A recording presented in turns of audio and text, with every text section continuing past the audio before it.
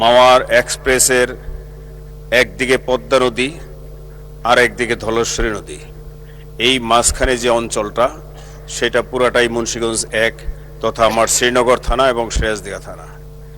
এই অঞ্চলে বাংলাদেশের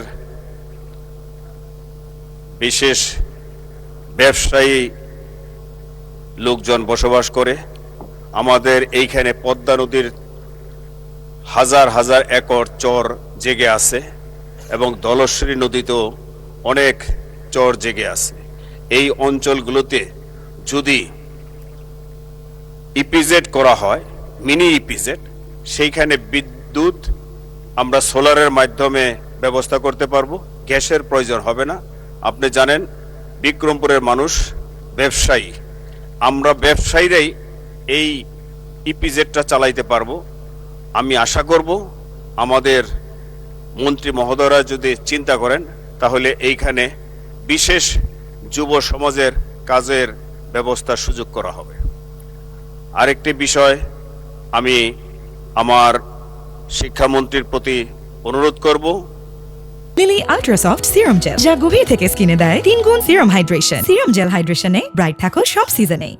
আমাদের বিক্রমপুরের লোক অধিকাংশই বিদেশে যায়, সেইখানে যদি কারিগরি শিক্ষা ব্যবস্থা করা হয় তাহলে যুবকরা শিক্ষিত হয়ে লেবারে বা ক্লিনারের চাকরিতে বিদেশ যাবে না, সেইখানে তারা ভালো ভালো টেকনিশিয়ান হিসেবে যাবে। তখন আমাদের দেশের সম্মানও বাড়বে এবং আমরা বৈদেশিক মুদ্রা বেশি উপার্জন করতে পারব। আমার আরেকটি দাবি থাকবে, আমাদের এই মুন্সিগঞ্জ একে যেন একটি ইউনিভার্সিটি করা হয়, যেখানে এই অঞ্চল না শুধু 21টি ডিস্ট্রিক্ট থেকে এইখান দিয়ে লোকজন আসা যাওয়া করে, সবাই উপকৃত হবে। তাই আমি মন্ত্রী মহোদয়ের নিকট আকুল আবেদন করব, মুন্সিগঞ্জ একে তথা আমার শ্রীনগর এবং সিরাজদিঘা থানায় একটি ইউনিভার্সিটি করা হয়, যেখানে আমাদের স্যার জগদীশ চন্দ্র বসুর একটি কলেজ আছে, যেই কলেজের প্রায় 100 একরের উপরে জায়গাও আছে। আমি বলবো যে এই জায়গাটাতেই আমরা ইউনিভার্সিটি করতে পারবো, যেখানে সরকারের কোনো জায়গা কিনতে হবে না বা পয়সাও খরচ হবে না।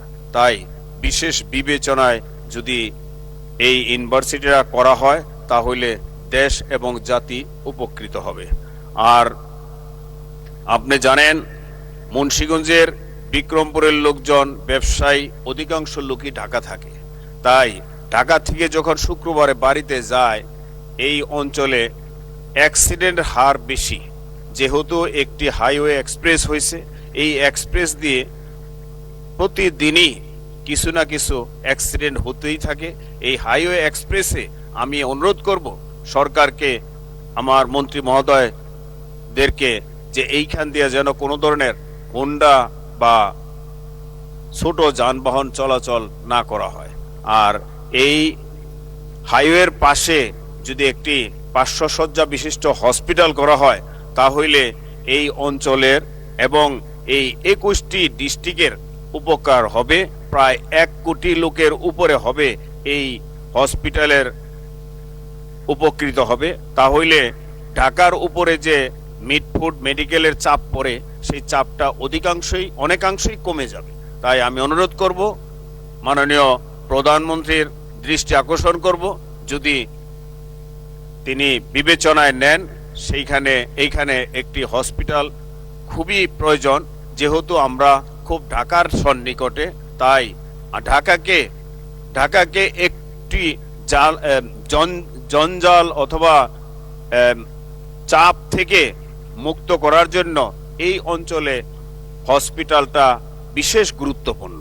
তা আমি অনুরোধ করব আমাদের মন্ত্রী মহোদয়দেরকে যদি এই ব্যবস্থাটা করা যায়।